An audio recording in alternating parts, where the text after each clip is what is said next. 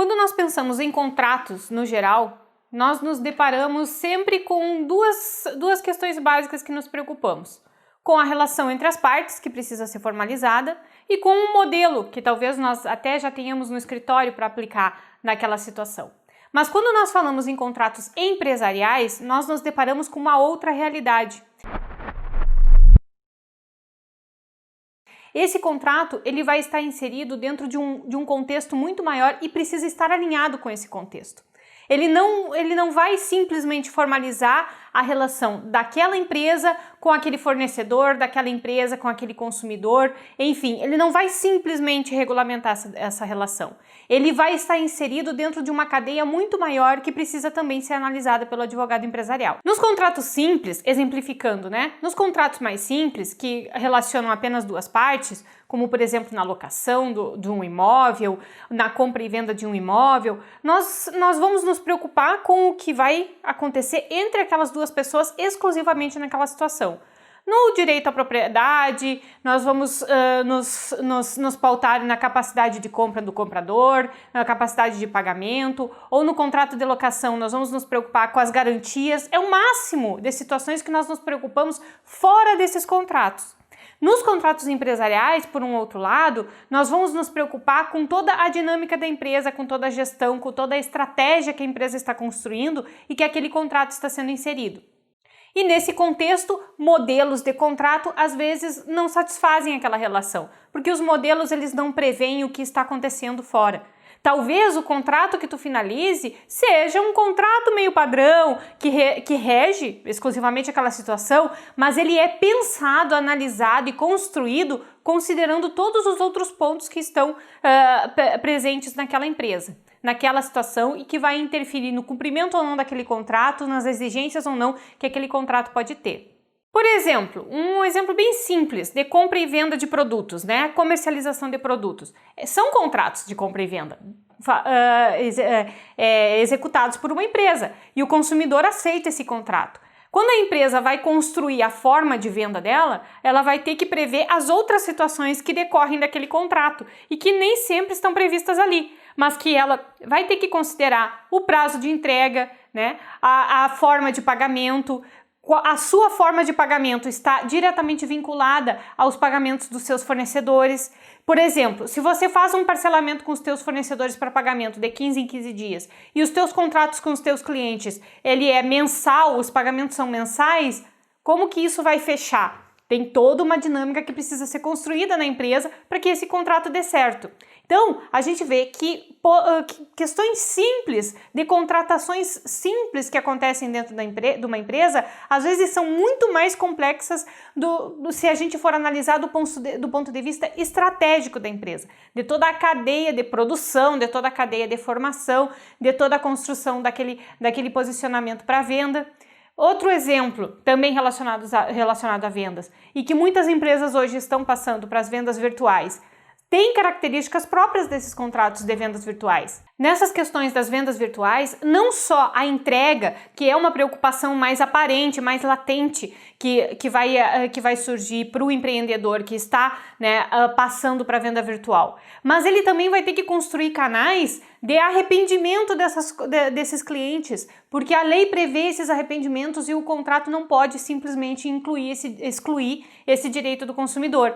E esses canais de arrependimento, que o consumidor pode exercer o seu arrependimento e devolver o produto sem precisar justificar nada, ele tem que ser tão fácil quanto comprar. É isso que a lei determina, é isso que o contrato não vai poder não prever ou excluir da relação. Outro ponto que impacta bastante também é as atividades de marketing. As empresas elas estão cada vez investindo mais, descobriram que o marketing digital é um marketing muito mais barato do que a propaganda convencional, que seria em TV, jornal, rádio, outdoors.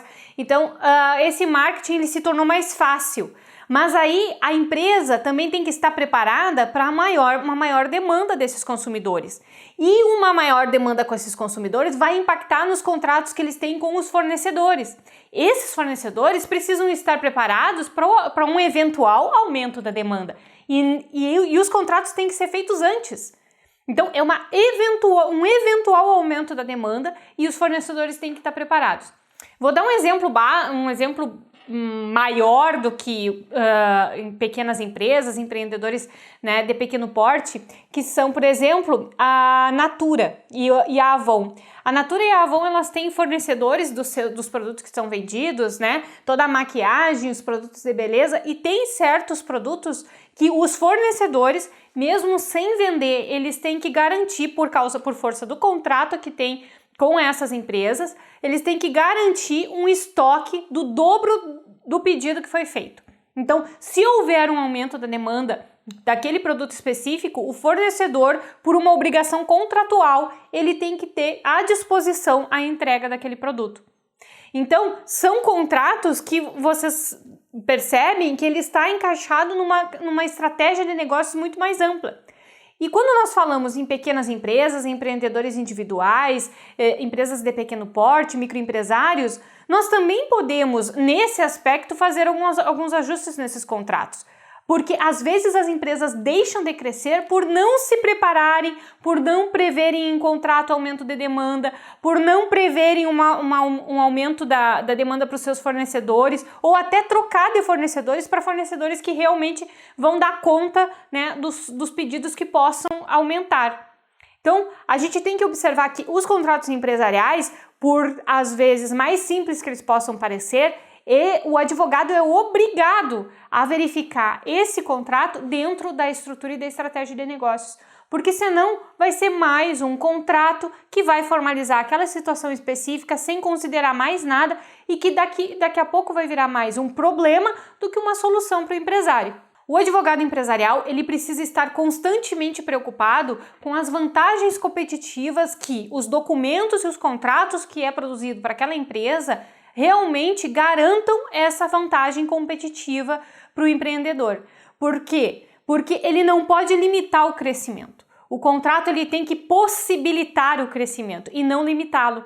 Então, às vezes a gente se preocupa tanto em dar garantias contratuais para o cliente que aquelas próprias garantias elas acabam atravancando o crescimento do negócio. Então, resumindo, os contratos, eles têm que estar alinhados com todos esses processos internos, eles têm que estar alinhados com a produção da empresa, com o marketing, com os clientes, com as demandas que podem aumentar ou diminuir.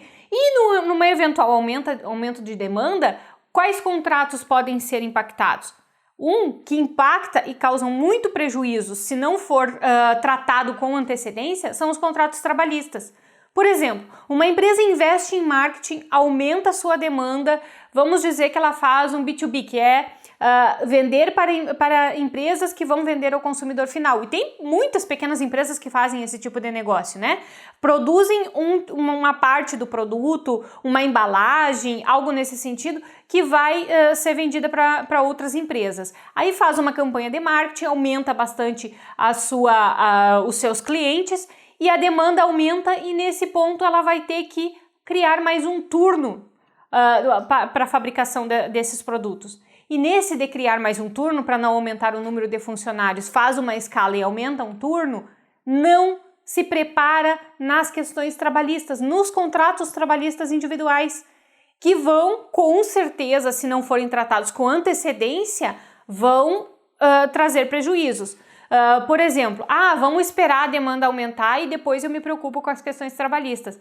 Aí quando aumenta a demanda, aí vai começar a fazer as alterações trabalhistas. A lei trabalhista não trata as coisas dessa forma. Você tem que, na medida que for ter um aumento na demanda, que for exigir mais do teu funcionário, que for exigir uma hora extra, que for exigir mais funcionários, que for montar uma equipe maior, inclusive com posições hierárquicas diferentes, salários diferentes, porque as pessoas estão entrando agora, falta uma estrutura trabalhista para que justifique tudo isso, para que esclareça tudo isso e não vire, né, uma bola de neve de reclamações trabalhistas no futuro. Então, às vezes, as empresas, na busca por uma vantagem competitiva, elas acabam atropelando as situações e não se preparando, não preparando seus fornecedores, não preparando, né, os seus trabalhadores. Outro exemplo que eu gosto de dar aqui foi um exemplo que eu vi na prática, né? Eu como consumidora, mas que eu vi que deve ter dado bastante problema. As pizzarias em São Paulo, elas começaram a propaganda, eu não sei se ainda é assim, eu não tô mais morando lá, mas elas começaram com a seguinte propaganda: entrego a sua pizza em 30 minutos, senão você não precisa pagar. Olha, é uma estratégia de venda interessante. Eu me utilizei muito disso, mas sempre chegou na hora, nunca fiquei sem pagar pizza. Mas teve empresas que na ânsia de fazerem o mesmo que a concorrência para não perderem seus clientes, não prepararam a sua logística e aí tiveram que dar muita pizza de graça para muita gente, porque a logística não deu conta. Então, antes de implementar certas situações na empresa, você precisa se preparar para elas. E uma revisão em todos esses contratos, ela é fundamental. Aí você percebe que o advogado empresarial, advogado empresarial na área extrajudicial vai só ficar fazendo contratinho.